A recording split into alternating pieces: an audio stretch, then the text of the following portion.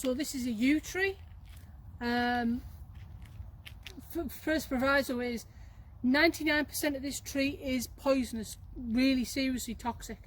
The only piece of it that is technically edible are the berries, not the seeds inside. The actual red berry stuff on the outside is technically edible. Doesn't actually taste very nice, has a consistency of PVA glue, quite sticky and mucousy, and it's not very nice, to be honest, but you can theoretically eat it. The main use for this that is interesting, well, there's two actually. The first one is longbows. So back when we used to fight with bows and arrows, we used to use yew as the main wood for longbows because it has two woods inside it. It has a sapwood and it has a heartwood. The heartwood is good in compression and the sapwood is good in tension, so pulling. So if you've got a bow, you want the sapwood on the outside of the bow and the heartwood on the inside, so when you draw it, it bends like that, and then the inside is getting compressed and the outside is getting pulled apart, and it's the perfect spring forming a longbow. The other use for it is a much more modern use. The Latin name for this tree is taxus, and they used to collect the clippings off topiaries and produce a chemical called Taxol, and Taxol was one of the first things that was used for the treatment of breast cancer in chemotherapy. They produce it chemically now, they don't produce it from actual yew trees, but Taxol originally came from yew trees. So longbows at one period of time, treatment for breast cancer at another end of time. Always useful. So this tree here is quite a rare tree to see this far north. Its traditional place of growth is southeast, so you're talking Kent, Dorset, Hampshire, as far west as maybe Somerset. Apart from that, really it tends to grow mainly on limestone or chalk as well. This is a tree called a wild service tree. Its other name is checkers. It's a checker tree. So you may have heard of Chequers, because Chequers is the countryside residence of the Prime Minister of the United Kingdom, and it is basically named after the fruit of this tree. So the fruits of this tree look like small brown pears, and they're covered in white, light and dark spots, so it forms like a checkerboard. It's entirely possible that checkerboards were named after this tree as well. Either that or it's the other way around, no one's quite sure. So yeah, so the fruit is a strange one. It used to be really popular, but unfortunately it doesn't transport particularly well, and it's a bit of a finicky tree to grow as well. The fruits you have to pick when they're almost half rotted on the trees. It's called bletting. But like I say, it's a very rare tree to find this far north. In fact, it's the only one I know in the vicinity, and unfortunately it's so far north it doesn't produce any fruit, so it's not much use really. But our food, it's just an interesting one. If you ever go south of London, it's one to keep an eye out for at this time of year. So this is box or buxus. A lot of people don't realise it is actually native to the UK. It's a native shrub, because most people think of it when they think of box, they think of like topiary and hedges in gardens and stuff, neatly pruned. But yes, it is actually a native. The main use for it really has either been topiary, or you can take the boxwood itself and make very fine veneers that go in tops of furniture to make it look pretty, basically. Has two main problems at this time. One's a fungal disease called box blight, which is an introduced fungal infection which can basically kill off entire trees, and the other one is box caterpillar, which again is an introduced species, and the caterpillars can defoliate an entire tree. So yeah, box, quite useful. So now some non-natives. So over the years various species have been introduced into this country for commercial purposes. This one is one of the first ones that was introduced. This is the lodgepole pine. It comes from North America, It was used by the Native Americans for making log cabins and for teepees. It was the main structure points for teepees because it usually grows bolt straight and it's very light. It also grows quickly as well, which is why it was introduced for the commercial timber industry. So this is another one of the species that was introduced in the UK for commercial purposes. This is Norway spruce. Now, it's actually edible. The pine needles you can chop up and add to hot wash and you can make a pine needle tea, even though it's not a pine, it's a spruce. And it tastes quite nice, quite high in vitamin C as well. So it was introduced for the commercial timber trade because it grows quickly. But from about 1850 it discovered other uses, and that was as a Christmas tree. So up until about 20 years ago this was the main Christmas tree that people used. It's the one, if you can remember back, with all the needles fell off absolutely everywhere by about December the 20th. So you ended up with a bald tree for Christmas. But it does actually smell lovely in a house.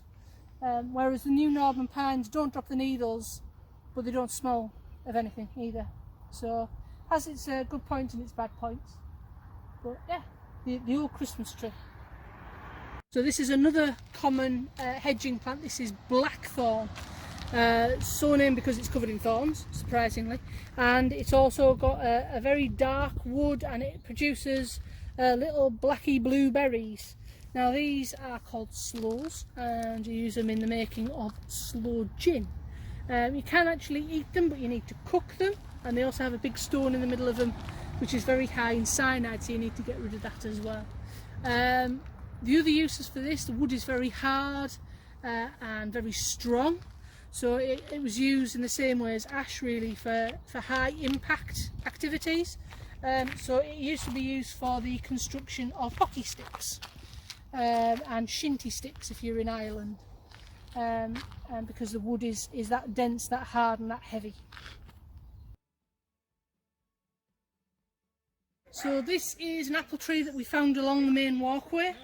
It's not actually a crab apple, it's a cross between a crab apple and a domestic apple, and there's numerous different variety crosses all the way along here, mainly caused by people eating apples and then chucking cores off the path, and then the pips grow and then you get that. Mainly because you don't get varieties true from the seeds in the apples. So you don't get you don't get Golden Delicious trees from Golden Delicious seeds that are in Golden Delicious apples, because orchards have crab apples that they crossbreed with, so usually it's majority crab apple genes. So, but you can use them for crab apple jelly, which is nice.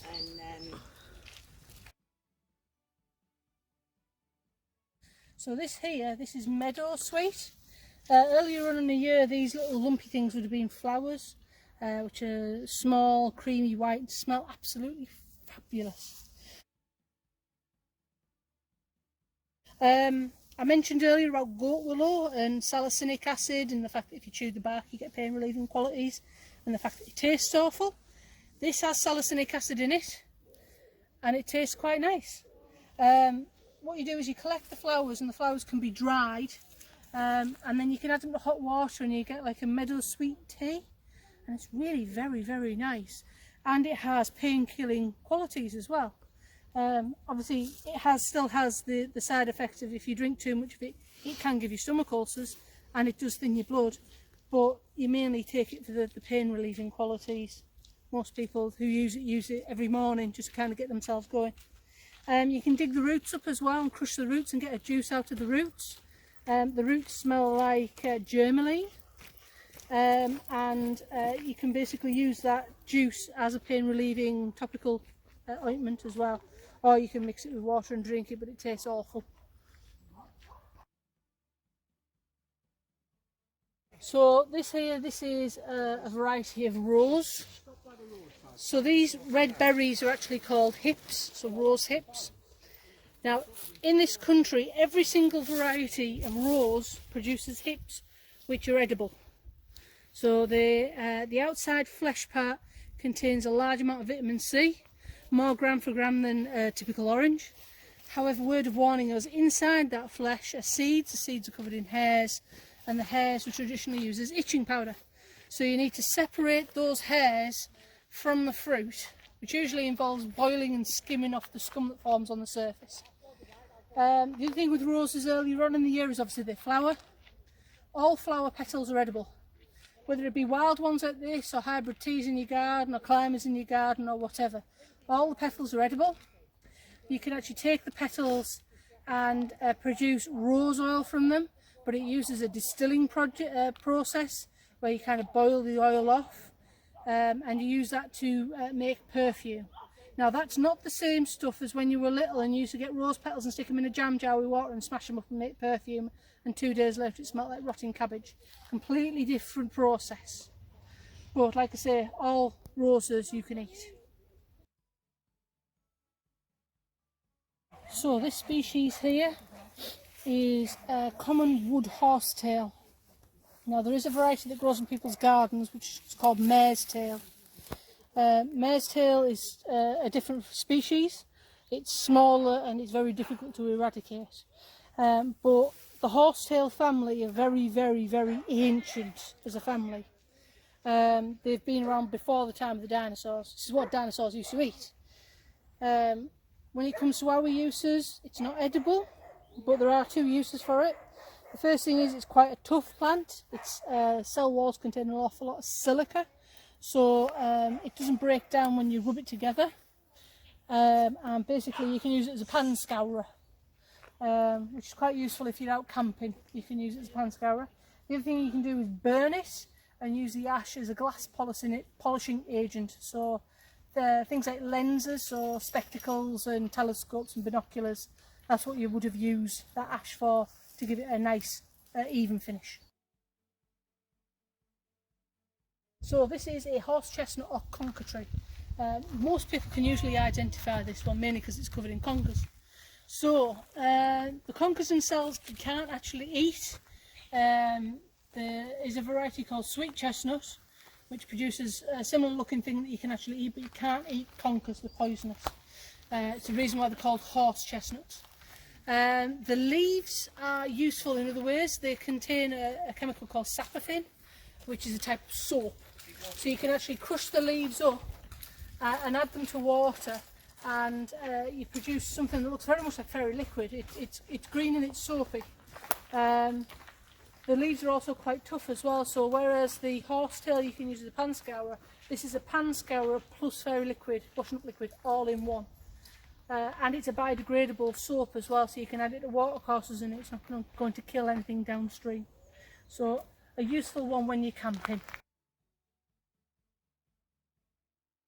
So beech trees is a big one here. There's a couple of other ones dotted about as well. Beech trees, you can use the timber for furniture. It's quite a good wood for carving. It's got a nice loose grain so you can carve it. There's very few knots in it. The leaves in spring you can eat. If you get them really early in spring, they're almost like eating lettuce. It's very, very nice. But the main thing beech does is it produces a thing called mast. Now mast is its nuts. They're like a spiky, hang on, there's some on the floor, look. In fact, there's tons on the floor. So it's like a little pod and it's covered in like little spiky things. And then inside there's 2 triangular nuts. Now those triangular nuts are edible. And traditionally before we started putting marzipan and royal icing on Christmas cakes, you used to push the nuts into the uncooked batter to make a pattern and then cook it. Now the reason why the floor is absolutely covered in these masked outer nuts is that last year was a mast year. Mast year for a tree only happens every 6, 7, 8 years, and last year was a mast year for these trees in this wood. Now not all the beech trees in the entire country have a mast year in the same year. Most of the trees in one wood will, but different woods have different mast years, so in different woods that might be a mast year this year. And literally it produces that many seeds that the squirrels can't eat them, and that's why you end up with trees like this. So this tree is probably about 6 or 7 years old, so probably from the previous mast, and it's about 7 feet, 8 feet tall, 2.5 meters tall, and this is how it regenerates itself is by producing so much seed in a single year that the squirrels can't eat it all and at least some germinate.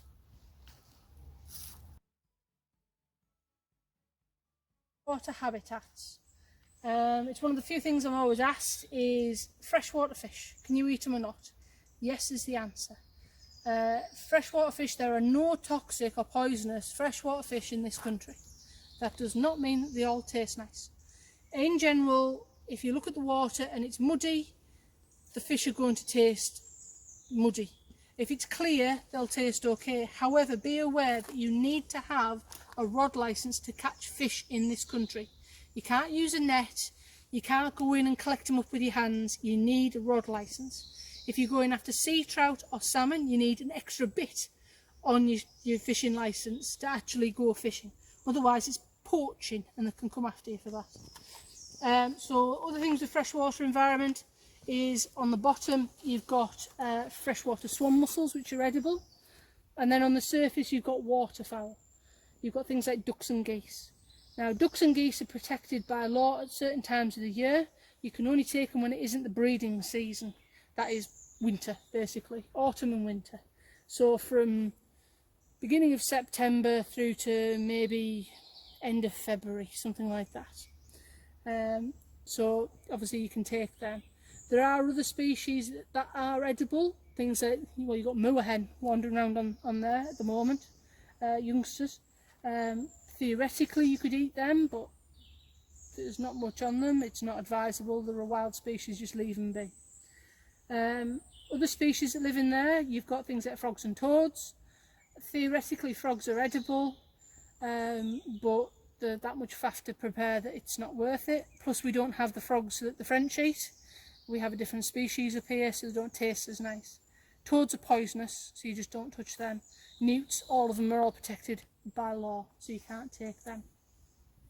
Other things that live in here, over on the right here you can see what looks like tall grass growing out of the weeds, and that's bulrush. So bulrush usually has like a brown sausage shaped seed head on it. So bulrush, you can eat the roots. You basically lift them out of the water, throw them on a fire, and when they're black on the outside, they're done on the inside. It's a very good starch crop, and well, the texture and consistency is a bit like mashed potato on string, so it's a bit chewy to eat and you have to spit bits out, but it does actually taste quite nice.